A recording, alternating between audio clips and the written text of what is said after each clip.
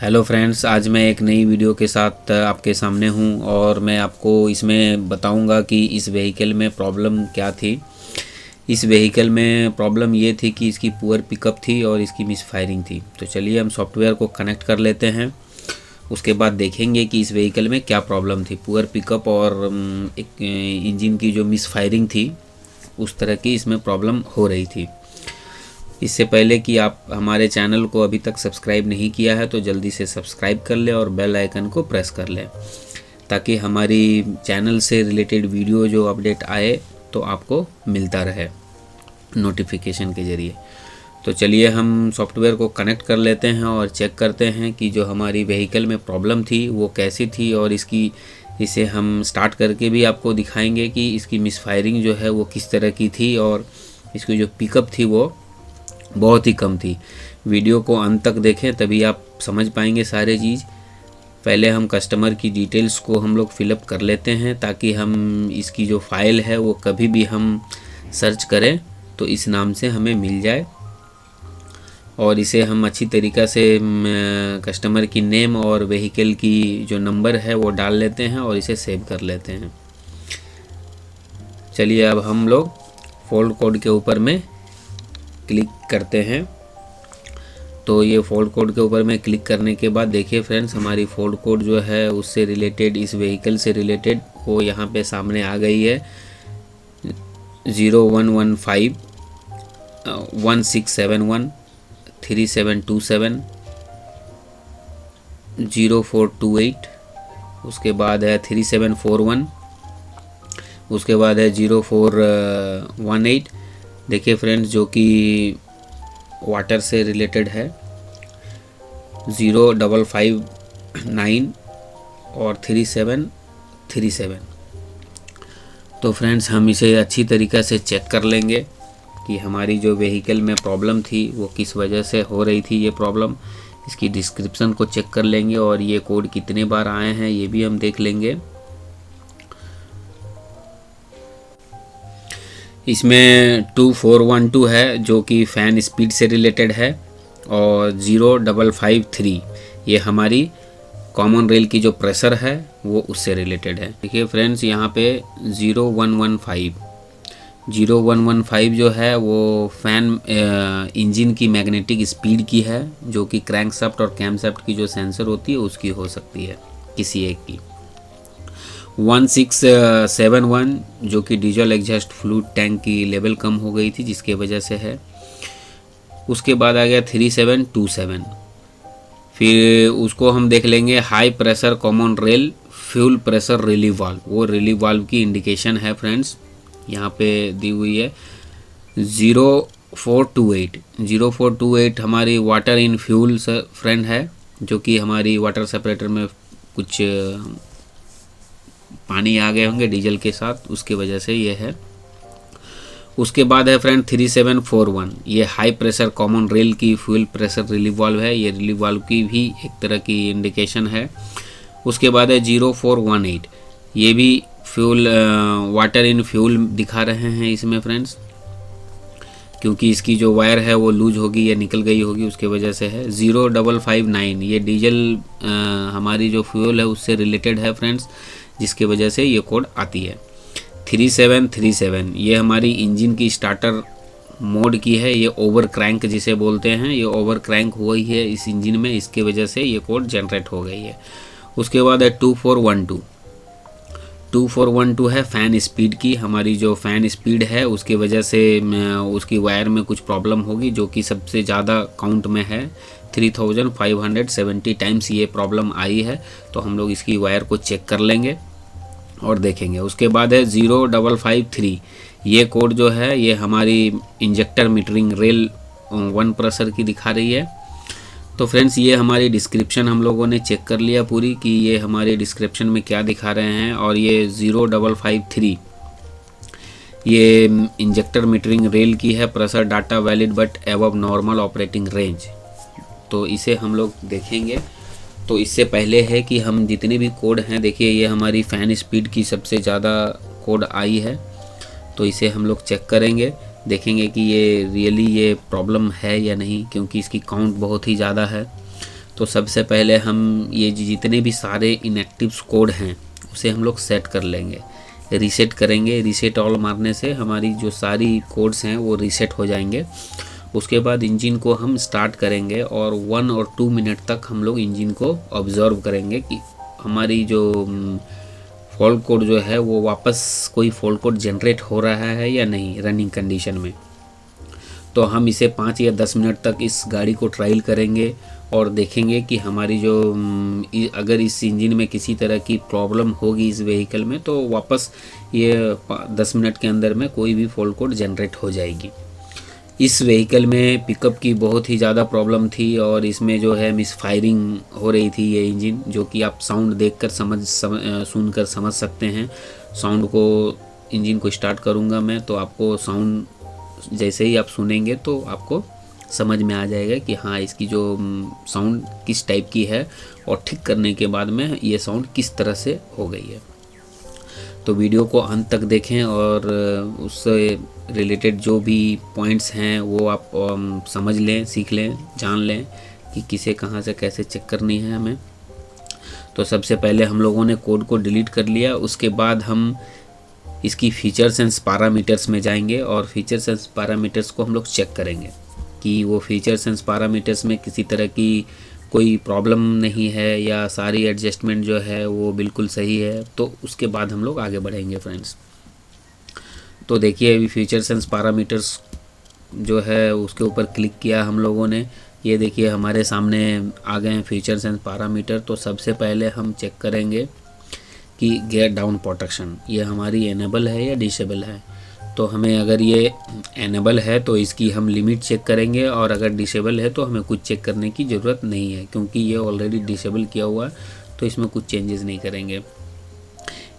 ये load base speed control जो है ये देखिए यहाँ पर एनेबल किया हुआ था तो इसे हम लोग डिसेबल कर लेंगे क्योंकि ये ईसीएम को ये हम लोग फील नहीं होने देंगे कि हमारी जो व्हीकल है उसमें कितनी लोड है। तो इसे ईसीएम को डायरेक्ट सेंड कर लेते हैं और इसे सेव कर लेते हैं।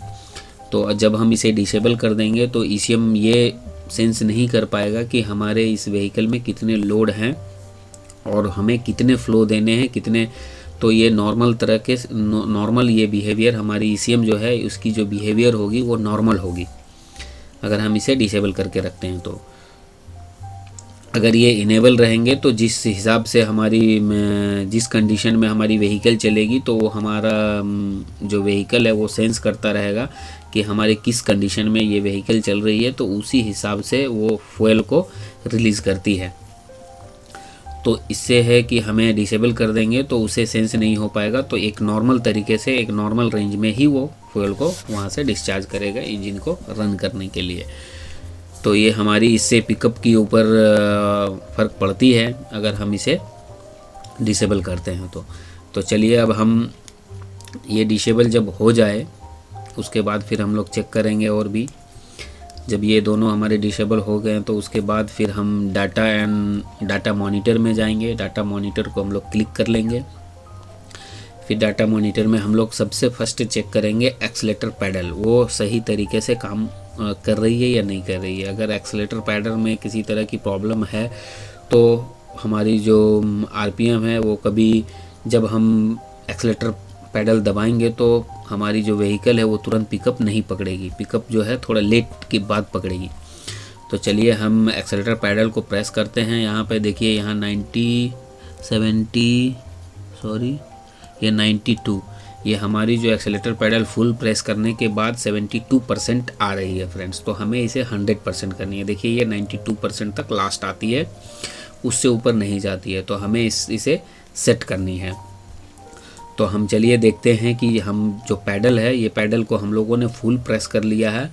फुल प्रेस करने के बाद हम यहाँ पर देखेंगे सिस्टम में कि ये 92% से एवब नहीं जा रही है। तो हमें इसे 100% करनी है।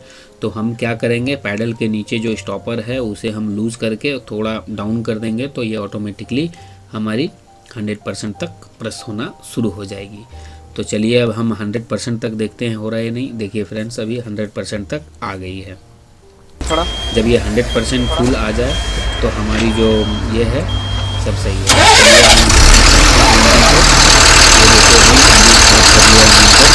पर इसमें जो नोकिंग की जो फील्ड है वो अभी भी है, मिसफायरिंग जो है वो अभी भी मिसफायरिंग हो रही है। तो इसे मिसफायरिंग को हम लोग चेक करेंगे। देखिए फ्रेंड्स, इस तरह से हमारी इंजन की जो बिहेवियर है वो हो रही है। इसकी साउंड देखिए, कभी वो ब्रेक करके इसकी जो साउंड है वो ब्रेक हो रही है और इसकी अबनॉर्मल तरह की साउंड आ रही है इंजन से। और देखेंगे कि हमारी कोई फॉल्ट कोड जनरेट हो रहे हैं कि नहीं। देखिए अभी 1 मिनट के अंदर देखिए फ्रेंड्स, ये 0553 ये कोड जो है वो एक्टिव हो गया, ये हमारी जनरेट हो गए हैं। तो अब हम इसके ऊपर काम करेंगे कि ये फॉल्ट कोड किसके वजह से। देखिए फ्रेंड्स, ये जो लोकेशन है ये है 553 सेंसर की, कॉमन रेल की इंजेक्टर मीटरिंग है। इसे हम चेक करेंगे। देखिए ये साउंड जो है किस तरह से ये साउंड आ रही है फ्रेंड्स, आपने देखा कि ये साउंड किस तरह से आ रही थी। अब फ्रेंड्स हम लोग कॉमन रेल की जो प्रेशर सेंसर है और उसकी जो रिलीव वाल्व है हम लोग उसे निकालेंगे और चेक करेंगे। चेक करने के बाद देखेंगे, उसे क्लीन करने के बाद देखेंगे कि हमारी जो फॉल्ट कोड है वो फिनिश हो रहे हैं नहीं। ये हमारी 0451 जनरेट हो जा रही है कोड जब हम उसकी सेंसर की वायर निकालते हैं। उसके बाद फिर हम अच्छी तरीक़े से इसकी रिलीव, कॉमन रेल की रिलीव वाल्व और इसकी जो सेंसर है उसे हम क्लीन कर लेंगे पेट्रोल से। क्लीन करने के बाद हम उसे लगाएंगे। देखिए हम लोगों ने वायर को लगाया है तो हमारी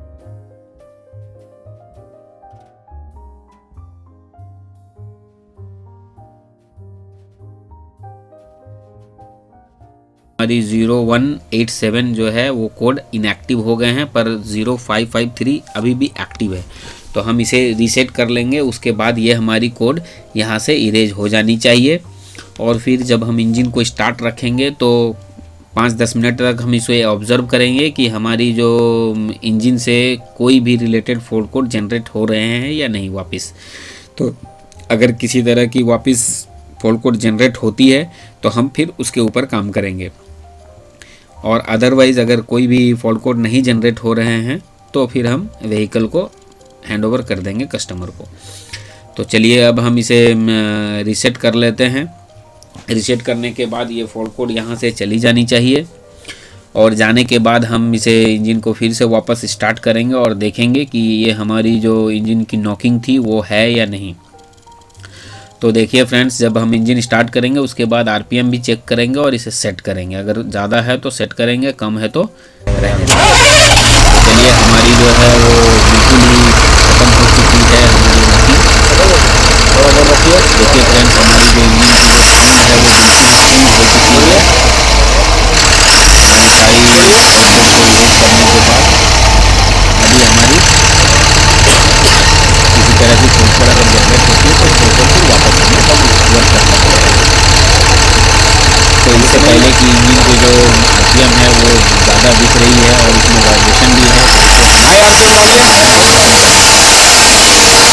इंजन में जो वाइब्रेशन है उसमें अभी भी वाइब्रेशन है, पर वो आरपीएम की वजह से, तो इसे हमें सेट करना है। चलिए ये अब हमारी जो कोड है अभी तक जनरेट नहीं हुए हैं। हम लोगों ने इसे 1 मिनट के ऊपर हम लोग चेक कर लिए हैं, 1 और 2 मिनट के ऊपर चेक कर लिए हैं। चलिए अब आरपीएम जो है 750 है। इसकी लेवल को चेक कर लेते। लिमिट क्या है इसकी? 650 लिमिट है इसकी, मिनिमम लिमिट। तो हम इसे 650 कर लेंगे ताकि हमारी जो इंजन की जो स्मूथनेस साउंड है वो वापस रहे और इसमें जो वाइब्रेशन है वो कंट्रोल में रहे, वाइब्रेशन ना हो हमारी इंजन की। चलिए इसे अब हम ईसीएम को सेंड कर लेते हैं और ओके कर लेते हैं। जब ये हमारी ईसीएम में जाकर सेव हो जाएगी कि हमें इस इंजन को 650 में ही स्टार्ट करनी है इसकी आरपीएम, तो जाकर हम इसे स्टार्ट करेंगे इंजन को और चेक करेंगे कि हमारी जो वाइब्रेशन है इंजन की वो वाइब्रेशन कम हुई है नहीं, कम हुए हैं या नहीं हुए हैं, ये हमें चेक कर लेनी है।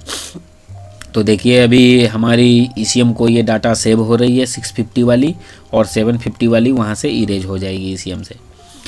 तो हमें इसी तरीक़े से सेट कर लेनी है फ्रेंड्स। तो ज़रूर आप आरपीएम को कम कर ले ताकि आपकी जो फ्यूल कंजम्पशन है वो बराबर रहे, सही रहे, और इंजन की जो वाइब्रेशन है वो कंट्रोल में रहे। ये इसकी लिमिट के हिसाब से ही आप चलें, उससे ऊपर और कम ना करें।